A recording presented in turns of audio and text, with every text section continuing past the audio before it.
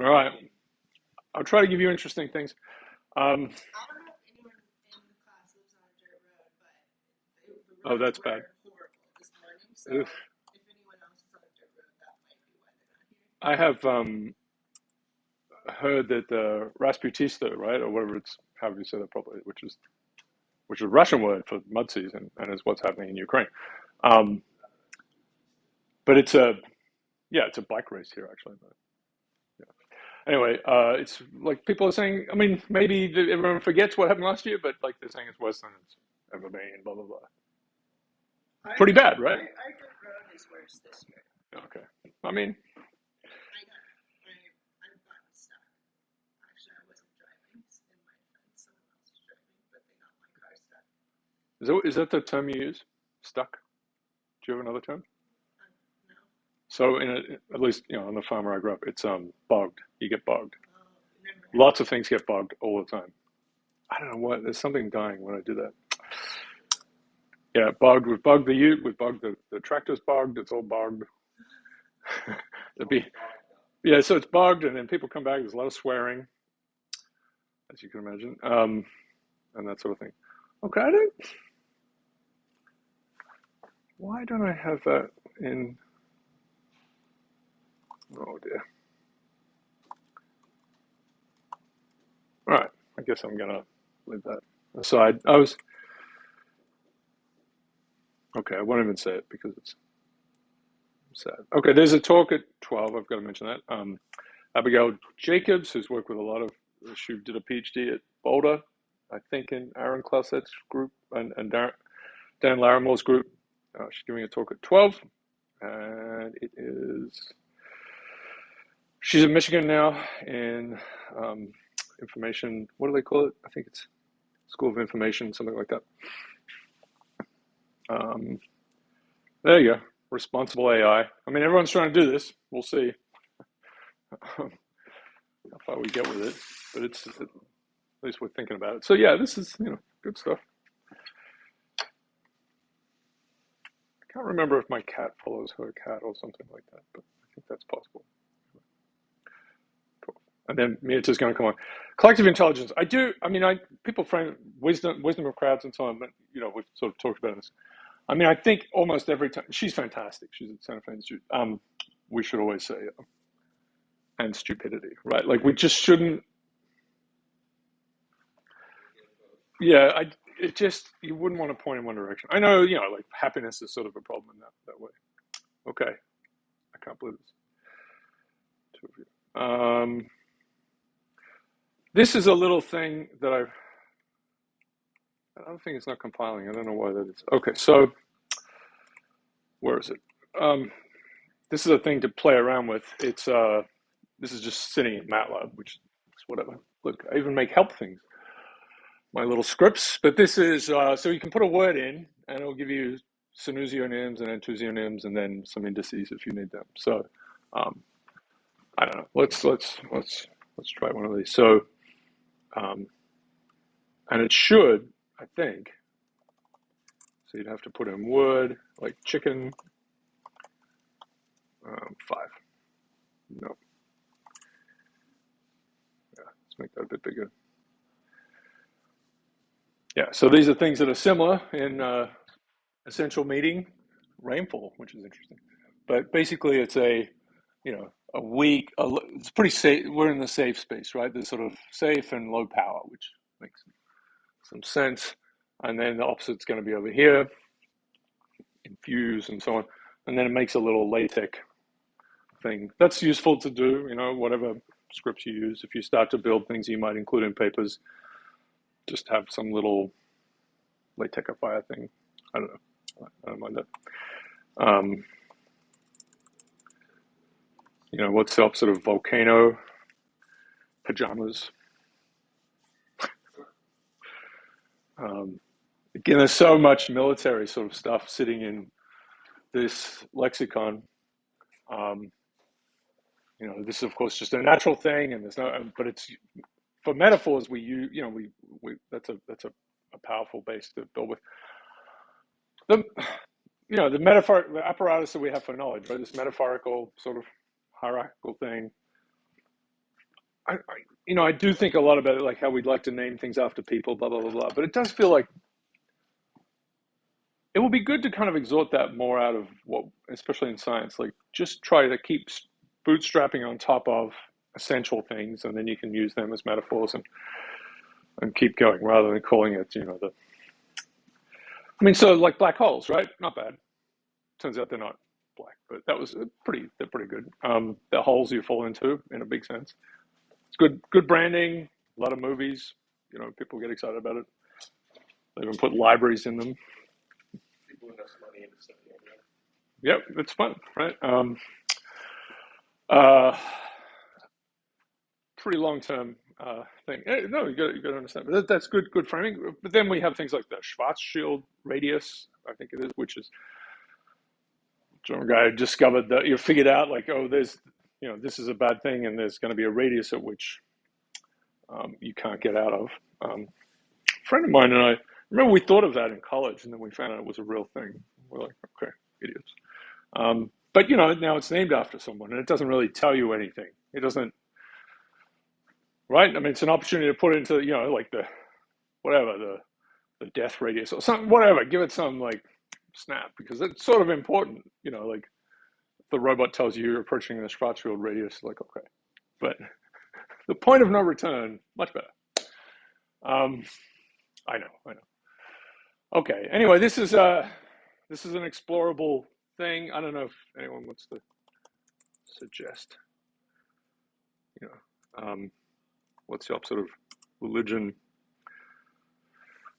Jester and wine and undertone. So it's not just power and danger; it's also structure, right? So religion has is a little more structured. It's interesting.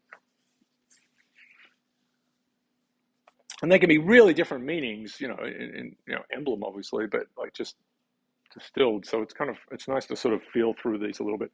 This is pretty helpful for figuring out what's going on with all of these words. This was another, I've talked about the ousiograms obviously endlessly, but this was another piece. Undertow. Interesting. Okay. All right, team. Sorry. I wonder if I can open. I'm going to try this. I'm going to try opening just in this thing. Let's see if it's exploding on me elsewhere. Yeah, it's the hidden slides. Okay, so I think I can. I think I can show this. Okay, so this is. Yeah. All right. Let me get it.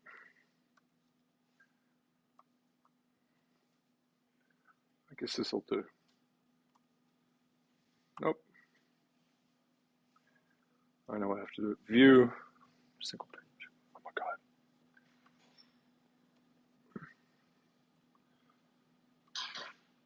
Yeah. Anyway, I continue to struggle, by the way. I just had one good day in 5 weeks. That was Monday. Anyway, so I apologize for being completely insane. But I wanted to show, this is a separate thing, all right? So this is a separate piece. I realized I could dig it out of somewhere. I wanted to show you this. Have you ever heard of this thing, Doomsday method?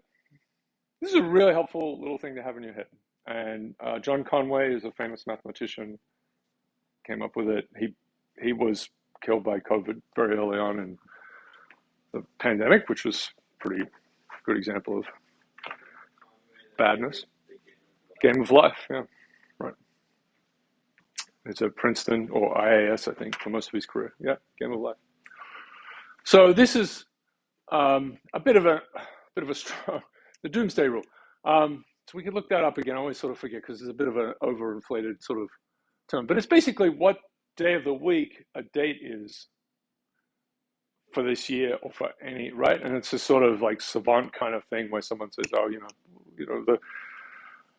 JFK was assassinated on some date, and then someone goes, that was a Monday, like how do they know? So it's relatively easy within the year that you are sitting in to kind of get this right. So let's get it right. What's the date today? It's the 20, is it the 24th? Yeah, of March. Right. Okay, so these dates are all the same day, and the idea is that you figure out what day that is for each given year, and it calls it the Doomsday, and then these are pegs from which you can figure out everything else. So for the even months beyond February, 4/4, 6/6, 8/8, 10/10, and 12/12, they're all the same day of the week. This is true of every year. So so for most of the even numbered months, and we're starting with the count of 1 for January, they're all the same day. So this year's Doomsday is Monday. Let me just confirm, because now I've said it, I feel like an idiot.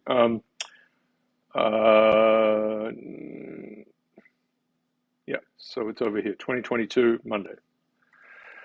Which I knew, but I didn't want to mislead you. So that's a Monday. So these are all Mondays for this year. And then there are a few little things to remember for the others. So you work 9 to 5 at the 7-Eleven. So just remember that. And then you get all of those pairs. There's 9 to 5, you get the reverses. 9 to 5, 9/5 and 5/9, and 7/11, 11/7. So there's 4 of them. They're all Mondays as well. So once they're, and right, that's the little thing for that.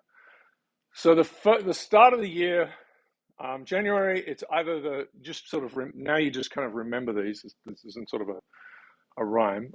That's the 3rd in normal standard years, and the 4th in a leap year. So it's not a leap year. So the 3rd of January was a Monday, and usually the Doomsdays increase. Sometimes whatever it is, 1 every 7 years, they'll move by 2 days, but usually it's just sort of 1 day increments. So, for example, last year, what January 6th, which day was January 6th, right? Which day of the week? So January 3rd was a Sunday. The Doomsday was a Sunday. So Monday, Tuesday, Wednesday would be the 6th. Okay, so these are pretty good pegs. There's that one, and then the last 2 to fill in, and you can do March and February together by saying the last day of February, and this is where computer scientists might be happy. The last day of February is a Doomsday. So that's going to be either the 28th or 29th, and you work back from there. But it also means the 0th of March is a Doomsday. So therefore, the 7th, 14th, 21st, and 28th are all Mondays for this year. It gives you a couple of others that follow from that. So 10/10, so if you add 21 to that, you get Halloween. So Halloween is always the same day. It's a Doomsday. 2 weeks after this is the day after Christmas. So Christmas is always a day before. So it's going to be Sunday this year. Boxing Day, which no one cares about, but is always the Doomsday. So that's a Monday. There's so that's more of a British kind of thing, although no one really knows what it's about. And then 7/4, so a week before 7/11, so Independence Day. Good naming. 7/4, the 4th of July, right? So people are going to remember that one, because I think in Australia there's an Australia Day, but it's always a little shaky as to where. I was never really sure. I knew about this American 4th of July thing, but I was always like, oh, it's the end of January. There's cricket on. I don't really. It doesn't have the same. They've tried to make it more parochial, of course, but yeah, it's like where we didn't really do anything in the past, and we were kind of generally pretty bad when we all, there's just a lot of bad things happen. I'm like, there's not a good, you have when the freedom fighters / terrorists won kind of story. So this is, so there's that one. So that's a Monday. So it's a Monday this year. And then there are a couple other major event ones, so things like Easter and Thanksgiving always, move around. Easter's the most complicated because it involves the sun, the moon, and the earth, and they're having commensurate things. Yeah, let's make it as hard as possible. What? Yeah, you need all those three.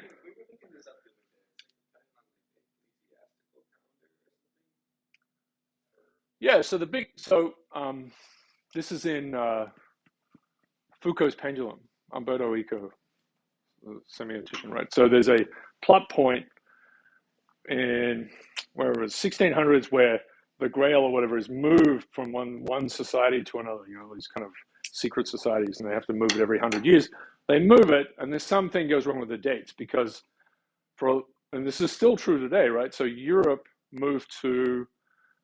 They deleted maybe at some point. Most of Europe deleted under the Catholic Church deleted 10 days, maybe 9 days from the calendar because what was happening was Easter was clearly not like the spring was moving around and it wasn't perceived to be climate change. So instead of killing scientists for a while, the church and the scientists had to figure this out. And it turned out that the leap day thing was not enough, right? So yeah, so right. So they, by that point had a pretty good measure of, how many days, 365 point whatever it takes to go around the sun.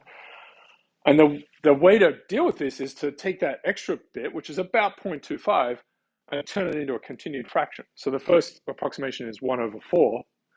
So to do that, you go, okay, every fourth year we're going to have a leap day. But if you keep going with that continued fraction thing, you get better, like slightly better corrections. And then you have to implement it in a way that people can handle. So every 100 years on the 100th year, 00, there's no, it's a multiple of 4, but there's no leap year. But every 400 years there is. So 2000 was incredibly special because it was a normal leap year, but which is an exception. But in fact, it was an exception to an exception to an exception.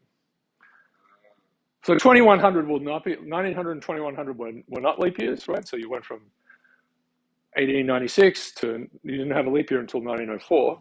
And people, had to do it. There are leap seconds and that kind of notes as well. But this is this is kind of baked in. So it won't be till 2400 will be a normal leap year, and everyone will go, it's a normal leap year. But it was crazy. It was a crazy year. It was a crazy year. It's like, this is amazing, people. And they're like, whatever. It's just a leap year. Oh, I have vegan donuts. Do you want this?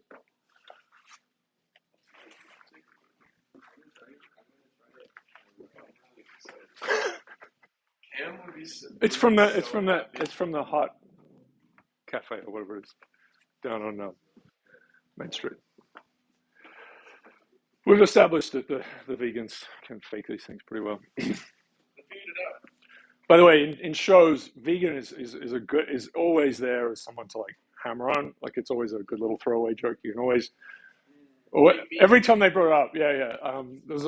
There's one in Supernatural which I have a clip of where they walk into some vegan bakery or something. And one of them says, it's the smell of desperation and meat deprivation. It's depression. Some line this is where I always knew that hell would be, I would find it in a vegan bakery. Anyway, every show has it. It's just you can always hammer the. Well, it was fair enough. Yeah. They're the worst. You can have an atheist president first, but no. What is it? She says something like, I'm a vegetarian, and it's Troy's shucka. There's some line where he says that. It's just by some point, they just mounts up where, the collective groans. Anyway, this is really useful. And I think next year, you see that this is a whole thing to remember, but next year will just be Tuesday. And then there's a jump, right? So every leap year you jump. So we'll have a Wednesday. But you can know what your birthday is, right? You figure out your birthday, whatever that is, and you can. So it's more complicated. We don't have to do it, but there's a way of figuring out. You need an anchor for the century, and this is to do with the thing I just said, right? This is the crazy thing, because the 400 gets involved. You could have this in your head, so you can figure out what the anchor. You just say someone says 932, and your brain pops out the anchor year, or the Doomsday year. The anchor day and the Doomsday, and then everything else gets populated with these other little rules that are much easier to remember. I don't know. It's kind of a fun thing to know. Yep. That's true. You need 28 calendars. Did I get that right? 14. What am I saying? So you need a calendar. Every day, the year could start on any day of the week, so it's 7. And you need that one, and then you need the one that has the 29th missing or added. So there in principle, there are sort of 14 calendars that you could have in a box, and then you just pull out the one and just write the year on top. Okay, we're exciting, aren't we? Yeah, I mean, there's just a lot. We don't have to do this. There's a lot of history of people trying to figure out what to do with the year, and there's just a whole bunch of, I mean, it is a very strange thing that we happily walk around now with September, October, November, December, which means 7, 8, 9, and 10, even though they are the 9th, 10th, 11th, and 12th month. And we're just totally fine with that. But, just a hard thing to work out. And it depends which planet you're on and how fast it spins. And they're not simple, rational multiples of each other, which is pretty crazy. Continued fractions. Okay.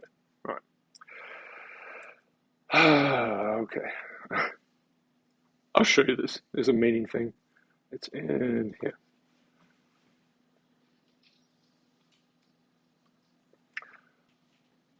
Incredibly.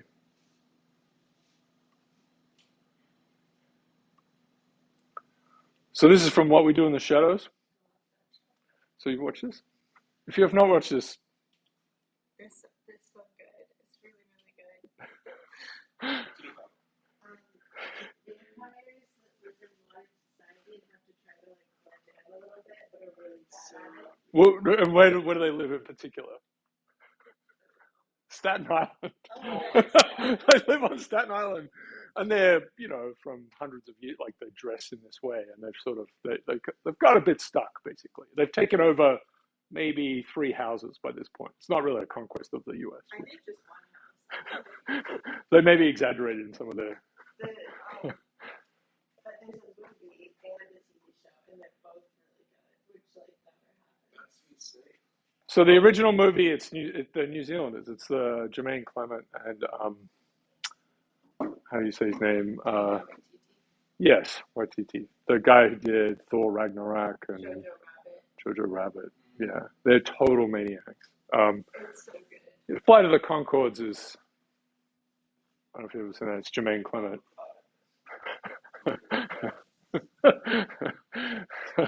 Oh my god, they're just absolute maniacs. Anyway, let me see if I can play this. The piece is going to go to, and is a scene where they're in a hotel. Two of them are.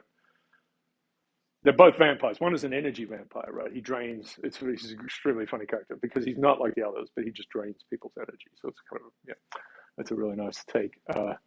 And his main thing is just be incredibly boring and detailed around people, and you see them just dying, and he's like feasting, Okay, so he's part of it, and then there's this sort of more ancient character. They're at Atlantic City, so. Let me see if I can get that. That doesn't sound right, doesn't it? Thank you so much for the donut. It was delicious. There are. You may repeat that experience if you want.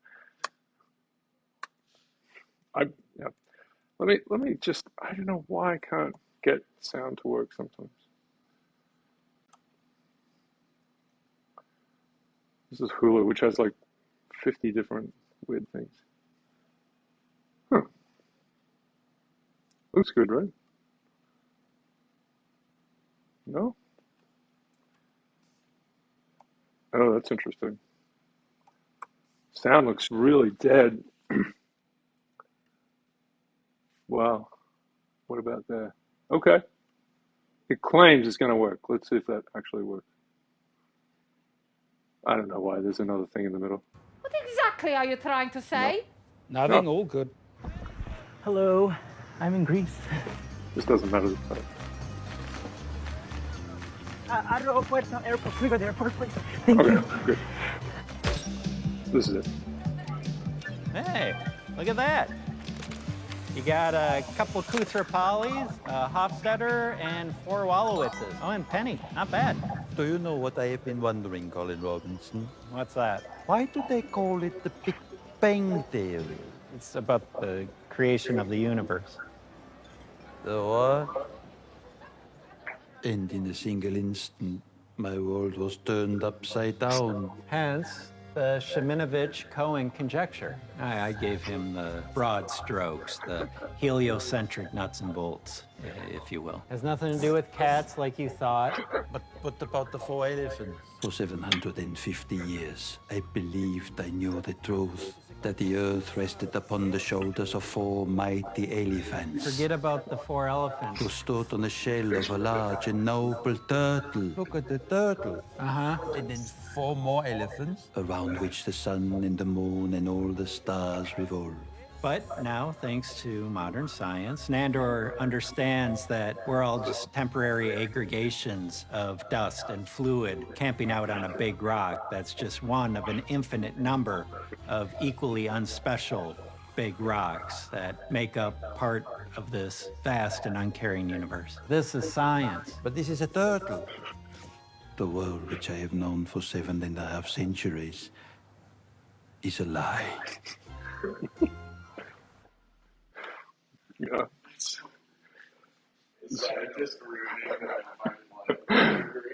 That's his thing, though, right? That the other guy, that's just his way of interacting with the world because he can train. Yeah, he would just.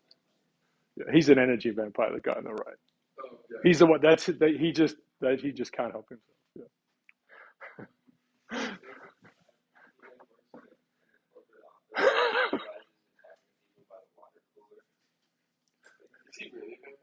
Yeah. No, he's an energy. He's actually. It's an interesting part because he doesn't know where he comes from. They don't know where he comes from. It's sort of a part thing they develop. Because it's a throwaway line, an energy vampire, but they. And he can like fly and shit. No, yeah, that's awesome. It's like you're like, oh, it's a metaphor. And you're like, No. You see him come up against some others of his kind. There's one. I think even just the 3rd episode of it. I really, really recommend you watch it. It's one of the best things. Yeah, you should watch it. And yeah, so it's a New Zealand. It was just sort of a New Zealand thing in 2013, maybe, or 12 or something. And they, it's housemates, right? They're just housemates. I mean, their variations have been done on this, much more seriously, right? So it's part of lampooning all that. There are werewolves involved, so it's a little bit of Twilight kind of stuff. Yeah, there's an effort by the werewolves, the leader, who's Murray from the Flight of the Conchords. He's like, "Come on, guys!" He's always trying to because they're like peeing everywhere. They're sort of very dog-like. He's like, "We're just gonna keep it," he's trying to. Yeah, it's just like, well, you just want to elevate and then there's this line. What do we say? Werewolves aren't swearwolves. No cursing. Sorry, it's just really funny. It's pretty rewatchable. It's very dense, right? I mean, there's just a lot of stuff in yeah, no, it's those guys. It's Jermaine Clement. What we do in the shadows. Yeah, no, I mean, without fail, I recommend this to people, and they're like, "Oh my god, this is amazing." The TV series. Yeah, these are the. Yeah, the film was Clement. Yeah, and Taika Waititi. Yeah, who you? I don't know if you know, but he appears in a lot of. He's in a lot of. If you saw Jojo Rabbit, he played Hitler. For example. This idiot. He is really something. I think Thor Ragnarok. He's. Does he play the rock monster? That's what. If you haven't seen, that's what it's saying. If you don't like Marvel or whatever, doesn't matter. This is just really something great. Because it's that kind of smart ass stuff. He appears in Suicide Squad. He's like a rat guy. Yeah. talking about a podcast. That's what I heard it about. Was kind of like that. Yeah, I mean, it's big thing. They're very earnest. Same with Drain Clan. They play a lot of very sort of like. I guess I was thinking this about Will Ferrell. Like it's like psychotic earnestness, you know, and it's can kind of go, but it's yeah. Um, anyway, all right. I thought it was good. That sort of fits in with the TV shows where someone's trying to search for the meaning of everything. That was a good one. Okay. This keeps blowing up on me. Sorry. I don't have the indexes sorted out. I know. All right. Well, we'll look at some fun things now with this, and that will finish today. All right. So the big piece we got to was, this is the claim, right? Is this safety bias thing? It's this bottom left-hand corner over there, where there's this power danger framework, and danger is this thing that just really hasn't been identified as a major axis, I don't think. But it popped out here, and it seems from all of these these tests, that funny little script I showed you at the start, just sort of smashing our heads, and then finally making this figure.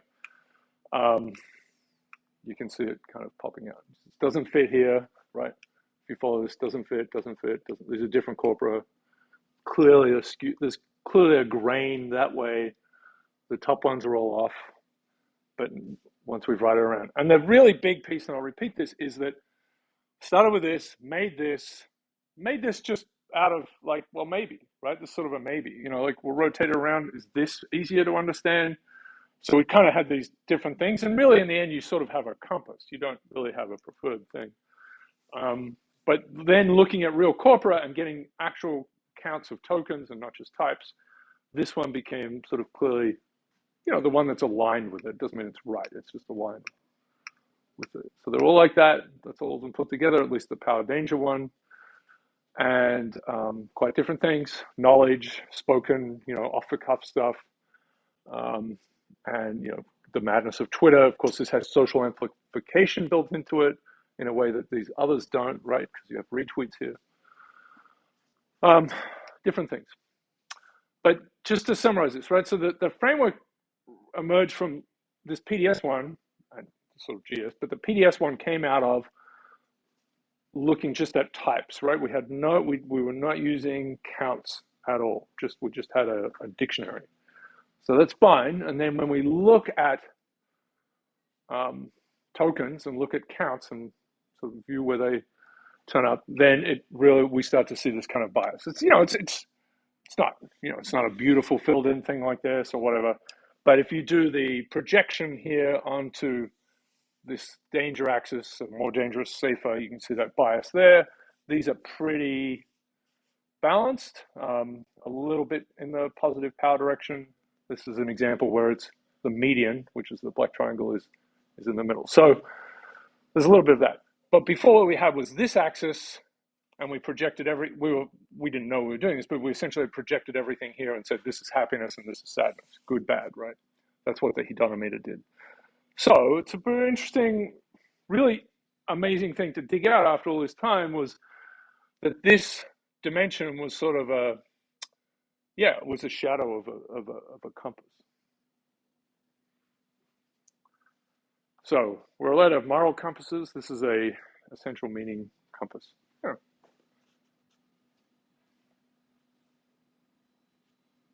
Oh no, I think I did that. Yeah, that's right. It's supposed to go off the bottom. Yeah. Okay. Okay. So let's operationalize this a little bit. I know I've shown you the English version, which we've just got working online. It's still filling in, and we need to get it all sorted out. But this is one that was.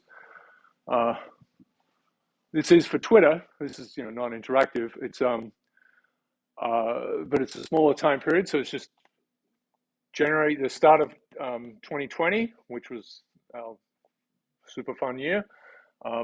Every year keeps getting better, doesn't it? And then a month of 2021, because we wanted to include the also fun times of January 6th. Now, the words coronavirus and COVID and so on are not in this data set, so they don't It doesn't pick up the advent of the pandemic like we did with hedonimeter, but we also, hedonimeter, we had to score a bunch of new words to pick that up.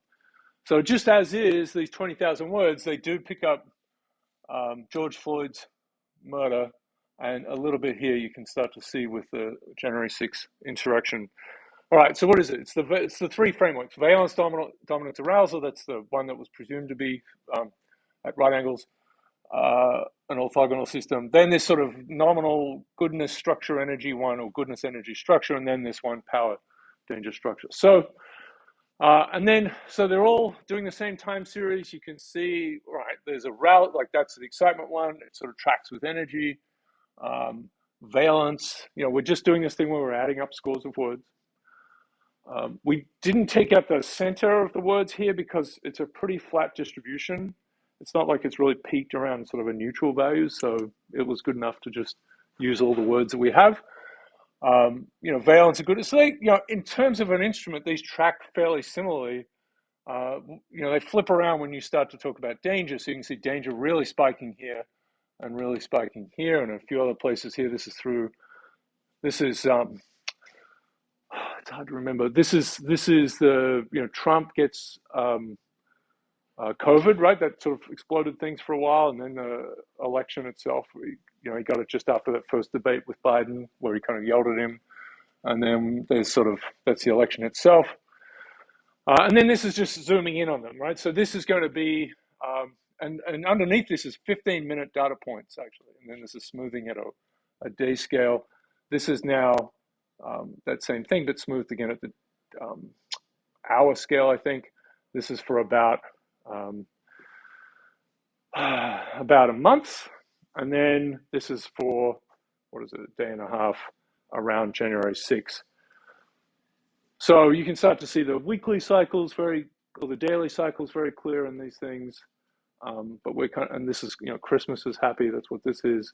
And then January 6th is here. So we're zooming in, zooming in, zooming in. And the point is, you don't want to sort of,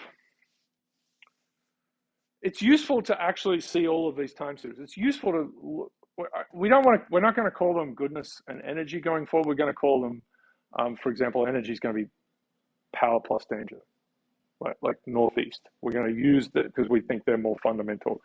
So danger is really clear here. And you see there's not much change in the power measure at all. But this is like, in a sense, on that compass, it's pointing to true danger, like true north. It's like structure went down, so this is getting more serious. Just the way that's oriented, right? This will be more kind of unpredictable and playful. Clearly, it's more unpredictable, I suppose, but it's got more serious because it's like, talking about police and so on. So you'll see all of these time series reflected in some way. There's more energy on that day. We would say it's a sadder day, right? And we get the same kind of thing for goodness. They don't necessarily distinguish themselves strongly when you make them into instruments. And we could also so what you could do is take these time series and do a SVD thing on them as well, right? That would be another way to do it, would be to try to look at, do some sort of analysis at that level. Yeah, we'll see. Okay, so but clearly these are all kind of going together, and this is this energy, so this is like sadness and energy going up, negative going up, or negative really adds up to this, and they cancel each other out in the opposite way, so that the power, it's really on our circle, it's going straight up, which means you get these axes of goodness, like it's more negative, higher energy. But this is a little bit misleading. Really, we kind of want to just put a point on a compass, right? But that's a difficult thing to put as a time series, so these are projections or coordinates. We know what happened on the day, but it's, people have varying memories of it, of course. But this is the real-time kind of response, at least through Twitter.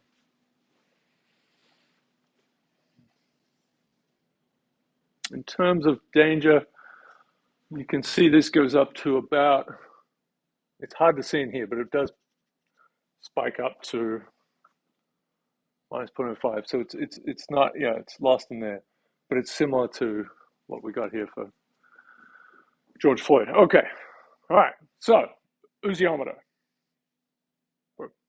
and it generalizes, and the hedonimeter we had before, the power minus danger axis, if you like, or the power minus danger variable is, can be equated to this happiness one. Different set of words, so it's a different lens. But it gives you the same kind of thing. This is books, right? So Michaela Fudley is working on this. She's exploiting the background on a regular basis. These are just, we did this, of course, with hedonimeter, but this is danger for danger and power for the last couple of books. Of course, this is a 2-movie book, apparently. Which one is it? Blue is, so orange is the last one, right? So this is the danger one. Right? It's just danger. It's literally fight after fight after fight. But it isn't kind of like just all dangerous. There are lulls and so on. A lot of framing around writing and thinking about how stories work is about conflict. You'll see through, conflict. That's central to everything. This is sort of this conceit, and I think that's fair, but I think it's sort of really more generally it's about danger, right? So that characters are in danger. It could be a volcano. You're not having it's not like you're having an argument or this is Jove versus. There's not a conflict with a volcano, right? There's a threat, an asteroid coming towards you. Don't look up or whatever it was. That's just danger, and so the more essential thing is danger. Just stories, have danger. Jane Austen, right? There's danger if you don't get married, or or you marry the wrong character, or your parents are insane. And you could frame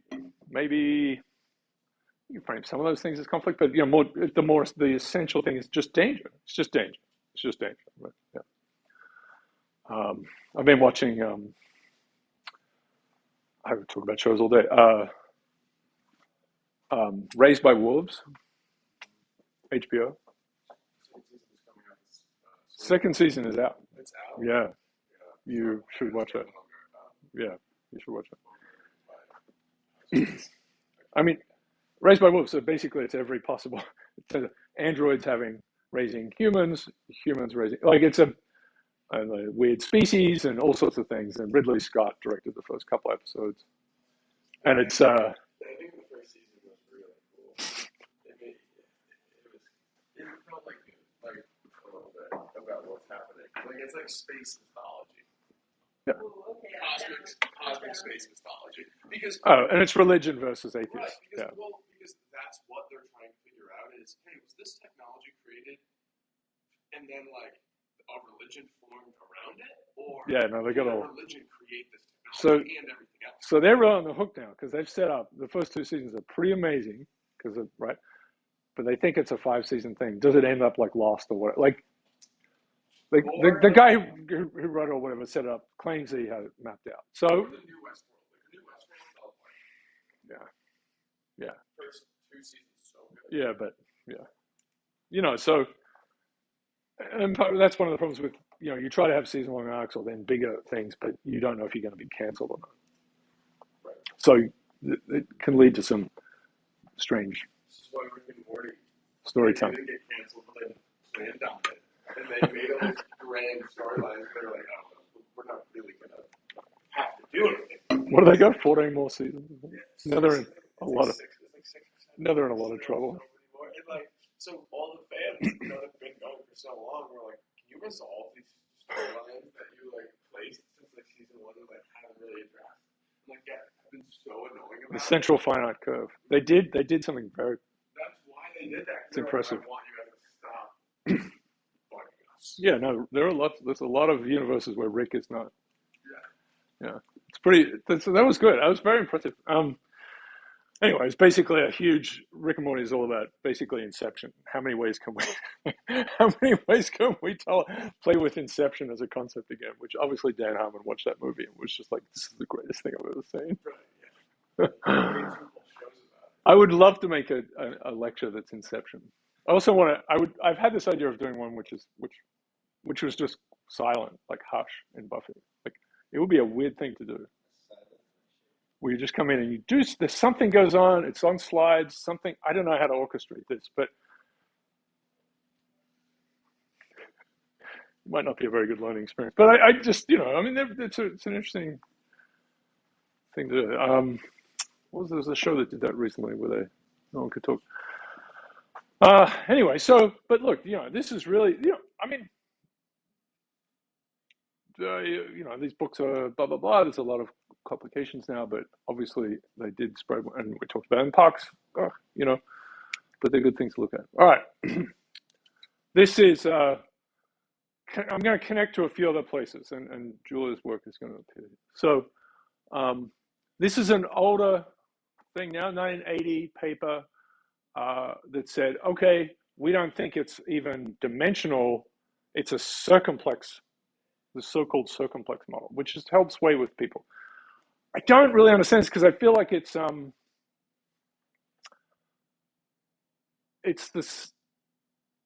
still works, but the idea was like, emotions can be arranged in a circle like this. There's the Pluchik model as well. Yeah. Oh yeah, right. It's easy to do. Yeah, there you go. So there's this kind of business, and this is people just kind of, well, I mean, I guess he conceived of this, but let's sort of arrange emotions like this. And I know I've showed you this before, but it's like, okay, maybe, but it's pretty weird. Terror and admiration. It's like the original meaning of awesome. Right. That vibe. Right. Yeah, we really drifted on that one. Right. It meant like God is awesome, meaning sort of terrifying and all powerful, and and it weakens as it goes out. Right. The emotions are weaker; they're stronger in the middle. So I don't know. Lots of conceptions like this, but this is another one. I'll show you that in a second. Yeah. What was that? The stronger as it goes in. I don't. Why? I don't. I feel like weaker emotions are more similar to each other than stronger emotions are. That's an odd one. Makes more sense to me. I could see it either way. The black hole. Happiness. Like it's just like so dialed up that your body can't tell the difference between it. Maybe. You can't distinguish them. I mean, I think what we see is okay. So it's a single author, 1980, circumplex model of affect, right? And it says basically ask people to locate emotional things. This is interesting around an axis. There's still an axis underneath it, but you see here's the happy, sad one, right? So this is pleasure, misery. I mean, as is, this fits fairly well with if this was goodness and this is excitement. So this actually, I'm going to contend this looks like the goodness energy one. Maybe I said excitement. The goodness energy one, right? So this is goodness this way, and then energy, so sleepiness down here. And then if we rotate it around, so that would be danger. This is safety, and this is power, and this is weakness. So it really conforms very nicely to that. I mean, I think. And, there's a bunch of surveys in here. We're asking people to actually locate on an angle. That was what you would report, and maybe a strength as well. To actually say, where would you put them? Like arrange them in a circle. So there's a bunch of things. At ease is here as well. So what I did actually was just take these words, and I think we had scores for them in the 20,000 words, and then locate them. So I'll show you that again. But this is people just this is an average of where people put them. And so they're more specific words, but they are kind of conforming. And maybe there are 3 or 4 studies in here. Broadly, over and over again, they sort of conform. So you see this kind of chaos sort of aspect to this. This is, powerful out here again. This is bad. Maybe there's another one. Yeah, so this is a different, from a different study. This is another, basically, this is people again, doing it. So it's a long paper, but that's sort of the idea. This is yet another study. The captions are terrible, as they often are. They don't really tell you. But this is from it should really say, but it's from a different group of people doing, all right, no. Okay, so really pushing the point. Okay, fine. So these are, so I think, so, if you open in something like, I think Adobe, one of the Adobe PDF viewers, it'll give you coordinates, right, as you move around with your cursor. So did that and then wrote them all down, and then so these are located. This is basically a reproduction of the first figure in that paper. Reasonably accurately. I've rotated them around so that misery is now up here, using their terms, right? So misery, depression, sleepiness, contentment, pleasure, excitement, and what he has is arousal and distress. And these are where the words were located from one study. This is just one study, and this is where they are according to the the 20,000 word study, the big NRC study. So they're in fairly similar locations. This is, of course, 30 years apart, right? And different, almost 40 years apart. It's a different group of people. So the word tense, doesn't really pick up for people. Tense is out here. It's in that kind of dangerous, powerful place. Astonished is not super strong, but it's pointing out in that direction, which is where it is here. But aroused is here. Angry that's angry. So they're not super alarmed. What is alarmed? Alarmed is here. Annoyed and distressed and frustrated. So they're rotated around a little bit more, which is not terrible. Bored is here. Droopy. And then, this sort of block of calm and serene, similar kinds of things.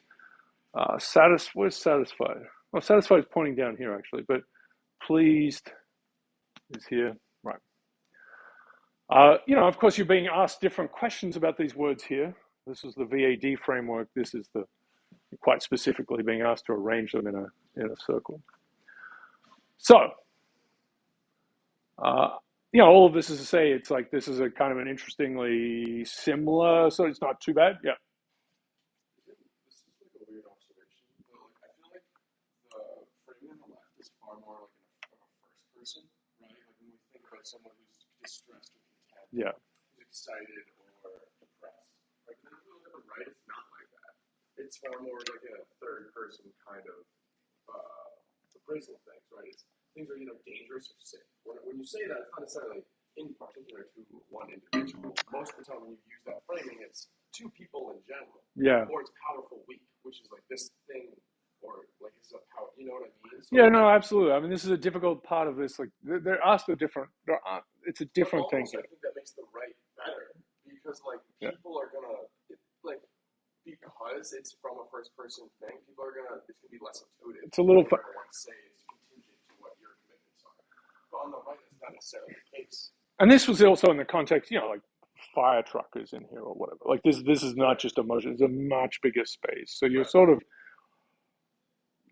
working with a really, you're not collapsed into it. And this is not. See, they say this is emotion, but I feel like it's maybe better to say state of mind. Right. It's a little more general because, emotions, we only have so many physiological kinds of things, but you can have states. Well, I mean, the right isn't necessarily based on like a person's state of mind. No, I mean, you have to sort of like, how do you think about it? It is a person's, but no, you're thinking about it in a much bigger, much bigger space. Yeah, right. And that you see the word bored, but you've seen, chicken and gunfight and you know, missile or something as well. So there's like this list of words that you, well, the way that's working, right, was there's 4 words that you're ranking. So this is look, it's a funny thing to do, but it was like, okay, we're gonna go back and maybe see how well this corresponds with other things. So this was a whole other space, which is D&D's alignment axes, right? This is, and I know I had this in Pucks when I mentioned, measurement, right? That we tend to go for this one number thing, and some spaces get this completely right, where they, you realize it's a somewhat, there's at least 2 or 3 or 4 dimensions that are meaningful, whatever it is. You figure that out. Yeah, right. So community. So one could debate about this. This is a Gollum kind of reproduction from in that scene where he was doing a Gollum thing from Lord of the Rings. There are 2 axes here, right? So I always have to think about this a little bit, but yeah, good to evil going this way, lawful to chaotic going this way. And that's so this whole business of alignment charts got expanded massively, as we discussed. So this is sort of an effort to put that, it involves the 3rd dimension, right? So there's neutral, so lawful good could be, sort of structured, powerful, safe, right? This is the positive, this is goodness. And chaotic evil would be unstructured and dangerous. And you do see the word just chaos. The word chaos is slightly into the weak sort of aspect as well. But yeah, lawful, definitely on the structured side, so it's using that 3rd dimension. So structured to unstructured as you go from lawful to chaotic, and I know this is confusing, and then good to evil is safe to dangerous. And you think about, I was thinking about this the other day, right? Yeah, snake is, it's interesting. Snake is dangerous, but it's not necessarily, evil's a bit strong. This is Chipola's Basic Laws of Human Stupidity, which is sort of this, have I mentioned this? This one? Okay, I know you've seen it. So, this is unusual because it's an economist in, he passed away in 2000, in the 70s. He's being a bit of a smart aleck, but it's somewhat serious. So he had a couple of essays, and this one is sort of stuck around. You can buy a little book version of it. It has Nassim Taleb does the intro, but who spends a lot of time on online telling people how stupid they are. Anyway, so Basic Laws of Human Stupidity. So sort of there's no data. He's just sort of saying he's probably had a bad sequence of faculty meetings or something, but he was an economist at Stanford, I think, mostly. Right, so there are a bunch of these laws. So one is that people underestimate the number of stupid individuals. There's a uniform number of stupid people or fraction independent of what it is, right? It could be plumbers, street magicians, professors, whatever, right? That's the claim. And then a stupid person is one who causes losses to, other people, other groups, as well, perhaps, as themselves. So this is this framing, right? Losses to themselves, benefits to themselves, benefits to others, losses to others. And so these words you don't have to agree with, and it's a bit, some of them are a bit odd, like helpless people, for example, help other people, but, at their own benefit. But these are good people. This is yeah. So this is not, it's not a good, and intelligent people, well, there are a lot of stupid intelligent people. So I don't want to, this is translated from my God, just look at faculty. So these are, these are people, I think that actually speak better to what it is, right? They help themselves and they help others in whatever way they do that. But these are giving, caring, generous people. And then bandits, maybe not strong enough a word, but they're helping themselves and they're taking from others. So these axes are pretty good, whether they're sort of at right angles is another piece here. Here's that. And then the non-stupids. I mean, it's not bad to define, we've talked about the negation thing. Maybe that's the anchor we should have for humans. The non-stupids, right, underestimate the damaging power, how many they are. That was back up here. And then the stupid person is the most dangerous type of person in this framing. So, I mean, just flipping this around, I had to swap it hurt my brain a little bit. But this is, I'm trying to put them in quotes here, right? So this would be, we're going to turn the whole thing around. So the stupid people are going to be out here on the kind of the weak axis, the so-called intelligent people. And I think the framework, right, is heroes and zeros for characters, which is good. And then demons? Saints and sinners. Saints and sinners, yeah, right. So saints and sinners this way. So it's really some nice framing too.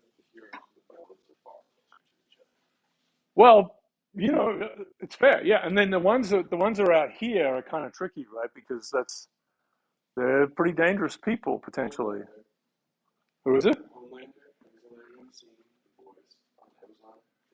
Oh no, right, yeah, right.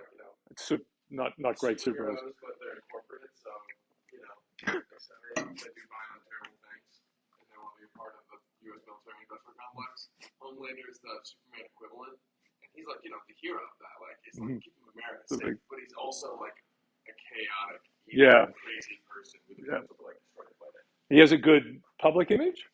Yes. Yeah. Well, he has like a strong public image. Okay. Later, So the ones who kind of end up being here are sort of they can be pretty evil, but there's something limiting about them, right? Well, we're going to look through a few of these today. Like the Homelander, the Trump perspective is the dominant one. Like that's what all the public believes. So that's why I say yes. He's popular about. Yeah, that's the thing. What do you? Right? Okay. Yeah. So I feel like this can kind of map onto it. So this helpless people is not right? So this is more like, yeah, exactly, angels, right? These are good. These are truly wonderful people live here. There are a lot of leaders are out here.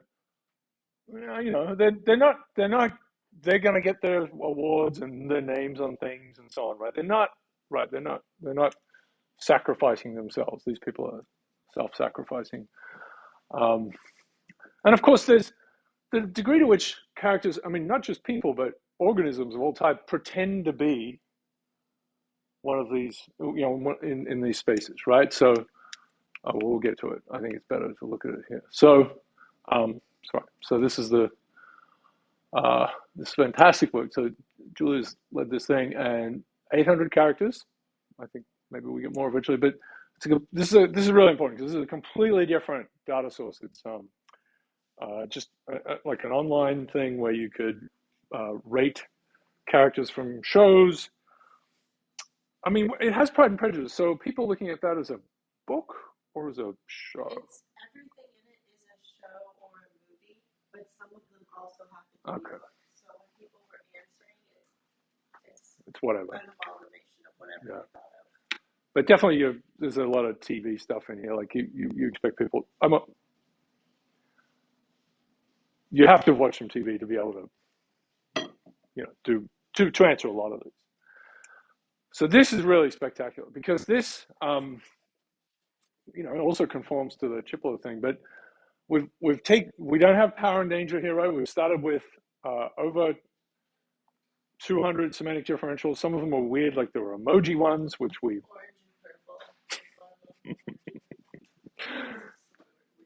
But it's great because there are so many. We're getting to go and do that kind of really rich analysis and like see which ones sort of basically are the same or fall away. There are a couple like, is it bold appears? Yeah, there's some that appear multiple times. Right. Which is a little confusing. So it gives you again a sort of importance of a semantic differential being an intact whole because you have, when you say bold, putting shy on the other end tells you which meaning of bold we want. Right? So okay, but it is, yeah. There's one that's repeated twice, maybe. This is, it's not a perfect thing. And it's online. Not people answer in different ways. We don't know who they are. So it's however, having done that, said all that, it's imperfect. We didn't randomly dial people in the US, force them to watch all of these shows, and then ask them what they thought about them. We'll try to do that next year. No. So, right, we go into, this is bad to say, we go into science with the data we have, not the data. Even trying to get that data would be so hard. Put out an ad like, hey, we want you to watch these shows for money. You're gonna get everyone who's chilling. Yeah. I mean, look at IMDb, right? Like, it's just it's a pretty weird. People have pre-convictions. They're the ones that rate it all before it comes on because they, just hate the people involved or they love the people involved. Anyway, let's look at what happens. These are the first two singular dimensions that come out, and we are going to assert them as being power and danger, because that seems to be basically, right? There's a lot of torturous turning things over and wondering what's going on. So you'll see the name of a character and then an abbreviation of so this is Picard and the Next Generation, and I can remember some of them, not all of these things. Dark Knight, so it's Alfred. It's a real mixture. Downton Abbey here, for example, Silicon Valley, Jared Dunn. So let's sort of look at these characters, right? We've had words before, now we have characters. So these are leaders, right? These are leaders of things, sort of very much kind of hero characters. And as you move around here, they start to move more, the danger aspect of them picks up. So here's Game of Thrones, right? Tywin Lannister. Game of Thrones characters are generally in this space. So we'll look at that too. Who is it?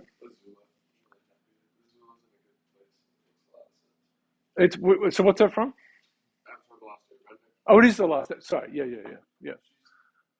I knew. I was thinking Airbender, but couldn't understand the first day. It's right. Right. Yes. Super dangerous, which is going to make sense. Just like it's not the right corner. She's not the fire. So they can move around, of course, over time. She's up there next to Cersei, right? Which is pretty. These are very powerful, controlling people. It's interesting that Cersei and Azula and like this thing, like it makes sense. On these first two dimensions, like if you go into other ones, then and there's a third dimension which really is like serious play to serious, playfulness to seriousness, right? It really does kind of, roughly. And then there are other ones that are just a more sort of blunt, like, I don't know, maybe city rural or something like that. Like, yeah, that have to do like with like I would say gender expression and like mannerisms and style. They get to be more. They're still vector things, but they get to be more kind of switches. Like, the eighth dimension is sort of like a little more right.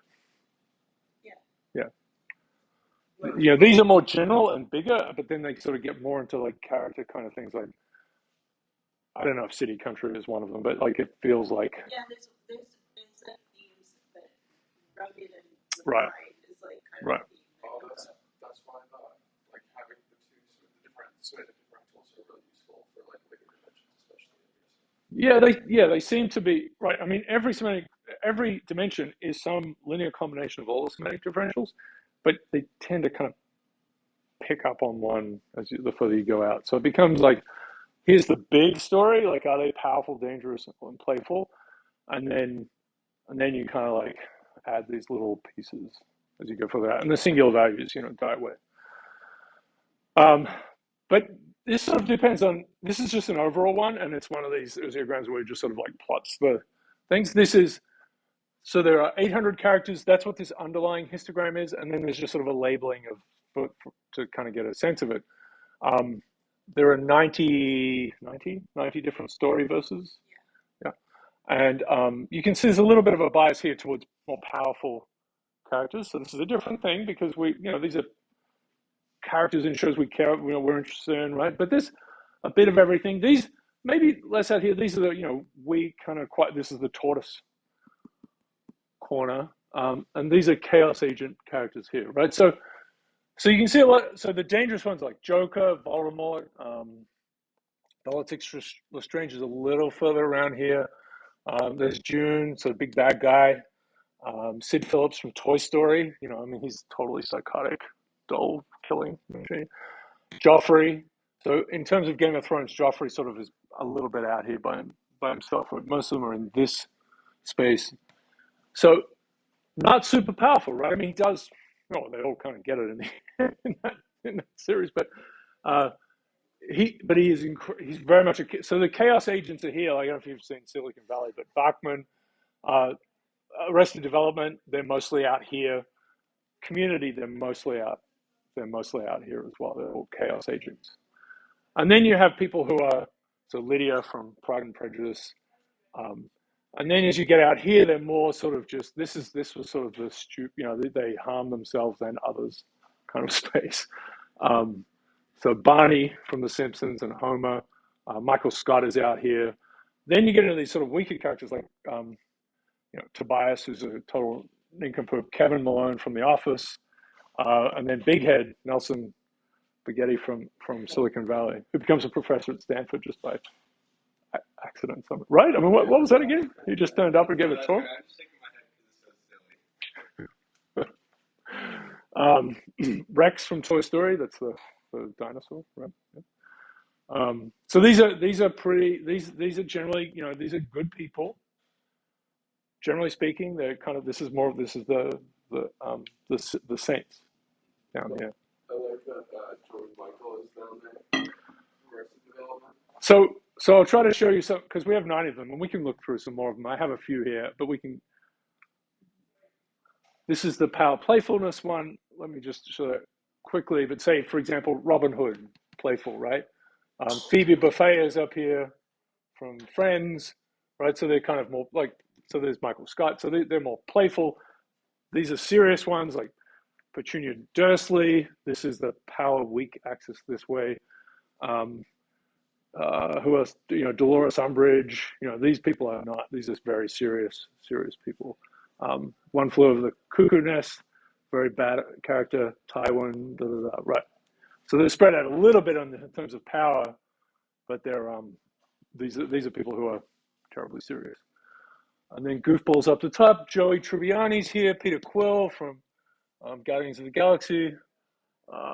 Ang is up here, or Ang. Sorry if I said that wrong. I did watch that all when I was with the kids when they were little. Twin Peaks is in there, yeah. And then this is another playfulness axis. Danger this way.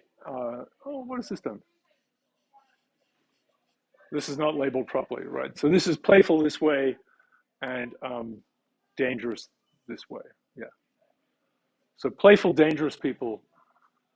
This is Sex and the City. Starbuck from the new Battlestar Galactica, Jack Sparrow, Pirates of the Caribbean, Cosmo from Kramer from Seinfeld. So, that's sort of they're a little, that's a bit of a worrying kind of group of humans. But yeah, so these are just, I'll give you a couple and then we'll go. So this is Wizard of Oz, right? There are example characters. These are within these Storyverses, all of the ones for which we have scores. So the bad characters up here. The Wizard of Oz is actually not, he's pretty neutral, but the Wicked Witch of the West is dangerous. They're kind of down here. They're a bunch, this is not a particularly potent group. They need, as a team, they get there, but they're struggling, right? They're missing pieces, of course. It's their big story. Yeah, this is like fighting against the... so here's Arrested Development, right? So it's really fantastic. So all these chaos agents, Maybe and Lucille both are much more in the danger one. George Senior is pretty bad. Job and Lindsay, they're all pretty bad. Then you've got these sort of helpless characters, especially Buster. And then here's Michael, right? He's the one who's trying to keep it all together. So he's more out in that leader category. And then his son, who's the angel-like character, right? Who's completely, well, he has a thing for maybe. But, oh yeah, yeah. I've never seen Scott Pilgrim versus the World. Yeah, right. Pretty. I mean, I was looking at it last night. I don't know why I haven't seen it. It's like a comic book turned into a movie. Yeah. Michael Cera, who he plays. It's just who he plays and everything. I mean, it's an amazing kind of cast in that as well. Anyway, I need to watch it. So, but he you know, you just the opening credits are, you know, he had the one son who tried to keep them all together. It's like this bunch of absolute maniacs, and he's the one who's. It's sort of right there. The picture is right there. Game of Thrones. They're not all set up, but they're, you know, bad. Generally bad people. The Starks are down here. Samuel Tarly's sort of the one true good person in all of it, and Theon Greyjoy really a lot of weakness. But Joffrey is, you know, right out in this space here. So he's quite different. Harry Potter's, you know, a pretty good spread. I mean, this is really a very different, you know, this is war. This is whatever Harry Potter is. It's a bit of everything, I suppose. But they're not super pushed out from the middle, except you see Hermione is here and McGonagall, and then Bellatrix Lestrange is here, and then Voldemort. Umbridge is pretty bad. And what's that one there? Can you read that for me? That's Rita Skeeter. Huh, wow, yeah. Rita Skeeter is actually rated as pretty dangerous. Wow, fear of journalism. Enemy of the people. Well, she is pretty bad. She's pretty bad. She's pretty bad. Enemy of the people. All right, and then there's that one is, oh, it's Malfoy. Draco Malfoy is there. Yeah, so a couple of Malfoys. They're not super far out from the center of those. They're a little bit. Moaning Myrtle is more in a bit of a chaos agent, but not a super powerful one. You know, Hagrid, Dobby, Arthur Weasley, Luna. These are your good. That's right. That's right. It would have been much better if this book was about Hermione. I read this like the whole thing 4 times to my kids, right, and affected a pretty good range of character voices, which I will not put on display now, but I have it all recorded actually. Yeah. But if you have to read out like 2 pages of Albus Dumbledore, you know, saying like explaining to Harry why, as he recovers from his unconscious state at the end of the thing, why someone else saved him or something, but you're really the hero, that would hurt. That one would hurt. Dobby, a high-pitched Dobby. I'm not going to do it. But a McGonagall, another kind of like the Scottish one. That's a rough one. It was fun. Oh yeah, maybe I said this, but there was one of Amy's uncles was here recently, and his wife, I guess, was relaying a story to all of us about. This is going to sound bad. I'll fix it up. But because I was sitting there listening to the story thinking, oh my God, this is terrible. She couldn't sleep one night because I was in the next room just kind of yelling and going on. And she thought like I was abusing my wife, Amy. This is what she thought. It was a terrible thing to say. Look, this would never happen. I just want to be very clear. So she's telling this, and my parents-in-law are there, and she's like telling this story. And I'm like, what are you talking about? It's like 10 years ago. And it turned out I was reading Harry Potter to the kids. So I was like doing these, you know, things, and people are yelling at each other, whatever. But she was like, "Do we call the police?" Wow. But the thing was, as she's telling the story, I'm like, I cannot remember. Like, what was this that you thought I was doing? You know, what was anyway? So it was a good, totally fine with it. But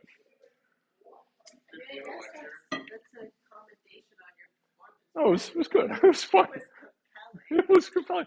But it's muffled through a wall, so she took it in. And I have to say, I was rising in stress, thinking, what is going on? But it was pretty interesting reading those books versus Diana Wynne Jones. Yeah, I love her. Fantastic, right? Howl's Moving Castle, which of course, yeah. So she's a Welsh author. I mean, she's just magnificent stories. The characters aren't quite as all spread out, which is fine. Like it's hard to find different voices for them, but yeah. But yeah, that was really magical. I can't do it. They're not. I mean, it's not like they're that. But it's, you know, within your family, it's like, you know, it's really a fun thing to do. This speaking of like the not being able to distinguish them, right? So there's this is pretty interesting. They're really collapsed, right? So Frodo and Samwise, our two friends, they're here. The idiot hobbits, Pippin and Merry, they're basically the sort of same. And then this is Legolas, Gandalf, and Aragorn, right? Yeah, they're all leader people. Then you've got Boromir here and Gimli. I can't remember my own thing. Gimli. So they're pretty neutral. If anything, they're kind of a little bit out here. And of course, Gimli is just like a joke. He's like a comic thing, relief in the movies at least. And then Gollum is your ultimate chaos agent. This doesn't have Sauron for some reason, or other characters, but I guess it's Orange is the New Black, Danger Time. And they really have different imprints. Everyone's dangerous, or like at least, and then different kinds, right? So this is sort of the powerful people out here, and these are I haven't watched this one, so I don't know, but this would be your chaos agent person. No, I mean none of them are off, right? They're not super high, but that's where they all go. The orientation of the words makes them look a little worse now. Okay, and I think this is good. This is the last one. That's a good place to go. Yes, so this is interesting. Mr. Darcy and Elizabeth Bennet, pretty similar. And then we've got the good characters down here. Jane, who's an angel. Charles Bingley, who's the Reverend, right? No? He's the guy that Jane marries. He's the guy Jane marries, so he's good. Who's the Reverend?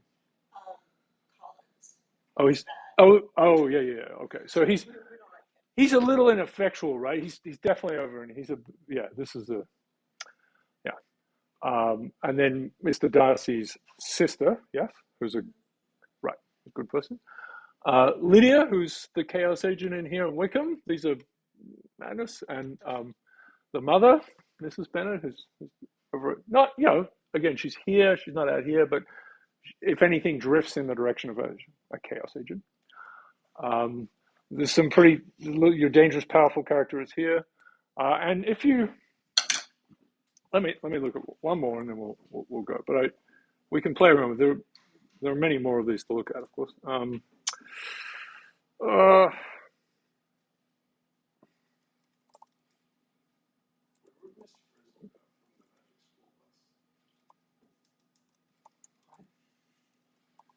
She's kind of dangerous. I think she'd be really high on unstructured, like playful. I'm trying to think if she's like, is she dangerous or safe? And she's definitely powerful because she's powerful, safe, and playful, unstructured. She never lost the point. Right, that always works out. Yeah, that always works out. Those are really fun characters. Yes. Okay, here's Buffy. So Buffy's interesting because what's Buffy? Xander's your somewhat useless character here, but Cordelia's somewhat dangerous. But Angel and Buffy sort of they're really in the same place. Here are your wisdom characters, and I think I have the no, it's not popping in the right way. So let me maybe.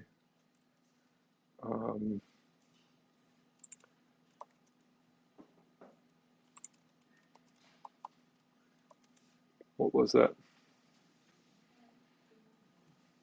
That was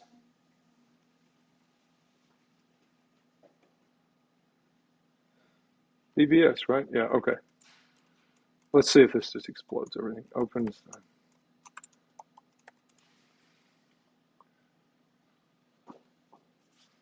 Yeah, so this is in the danger axis. Then it's quite. So Buffy and Angel had similar kind of power danger, but in terms of playful, Buffy's over here, right? And Angel's here. Xander's an idiot, but he's playful. Willow's a little bit playful. Giles, not so much. Maybe you don't know these things. So, but it's interesting to see characters that match, but then they split. And I should look at Pride and Prejudice, right? Mr. Darcy. Okay, so this is, I think maybe this one is better. This is the playful axis now. So Mr. Darcy, not as much. Elizabeth, they split apart on this axis here. Lydia, it's not, she's a playful chaos agent. It's not ideal. Not so much for Mrs. Bennet. William, right, not very playful, these people, very much. That makes sense. I mean, it's ridiculous that this works. I can't believe it. I don't even know what to say. So there are a lot of other shows in here that there's Glee, so Brooklyn Nine-Nine. But I think I know it's time to go. There's Brooklyn Nine-Nine. The main character, right, is a little bit over here. It's pretty neutral, actually. Rosa is definitely dangerous, powerful. Charles Boyle is he's his best mate. He's the loyal, whatever. And then this is totally right for Raymond Holt. He's a very serious person. Anyway, you might not know these shows, but it is fun to look through them all. Okay. Enough, right? Finish. No. Can you send me the synousionomer pictures that were in the slides? And because I think one of those is better than the one I have on the paper. Sure. And then the Pride and Prejudice ones. Because I took those out of the paper, but now I'm feeling like maybe I shouldn't have taken them out. I think we should put them in. So we should put them in. send it to me. We should put them in. I mean, there'll be like an appendix thing. Yeah. Yeah. Because I was trying to make it shorter, but I think I took out maybe a little bit too Okay. much. All right, let's put them back. I mean, I know. I'm sorry, I've had such bad time, but this is unbelievably exciting. This thing, I just don't even know what to say. Like, this is just, once again, this comes from a completely different data set, and we have to be careful, like, to not impose this other thing too much. But it seems to work. It squares with Chipola's stupidity thing. So you can get a little too carried away with like, everything's the same. We don't want to do that, but it just feels like it's working. Yeah, sure. If you had like text of groups, could you like do the same thing where you're like plotting on these axes? So what do you mean by? I mean, yes, but you mean text So let's say it's like Reddit, like. Oh yeah, sure. Like, different Reddit. Yeah, 100%. Yeah. Then you can look at it. And like, Yeah. because I'm thinking like if you're what? Are you thinking baby names? I'm thinking baby center because like, but the problem is like on baby center you're gonna have generally like a week and like she's talking about like babies. It's gonna be like a language around like babies and health stuff. It's gonna be like very specific. So you have to like re-normalize it. I feel like, but if you can re-normalize it and then graph it like the different groups in relation to each other, you'd be able to see like. Yeah, I mean, yeah. Well, you do word shifts on it, and you just take it as it is. Baby is, next to spring and dreamer, and this would have been hashtag thank you Lord and mommy, which is, they're it's safe, right? A little bit of playfulness, a little bit of power. Right.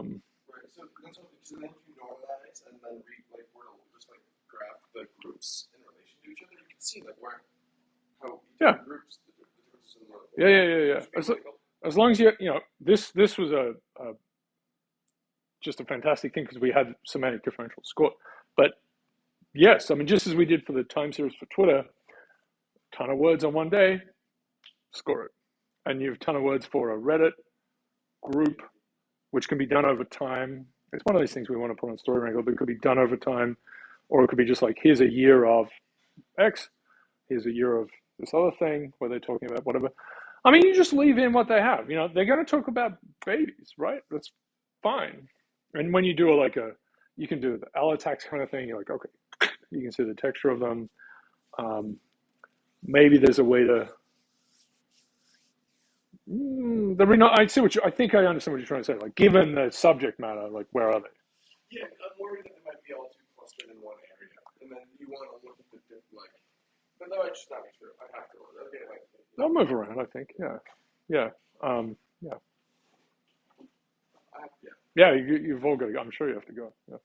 I mean, I have to go home and die. The next thing I have is Chris's class, like one. Oh, okay. All right. Chaos, which is It's so good. It's a really good course. it's classic. It's a classic. It's a good course in the sense like I feel like I'm actually when I do the homework, it's like gaining a better understanding. Oh man, yes, it's so good. Like this is totally a wrap, but I did All right. so As opposed to this class, which is so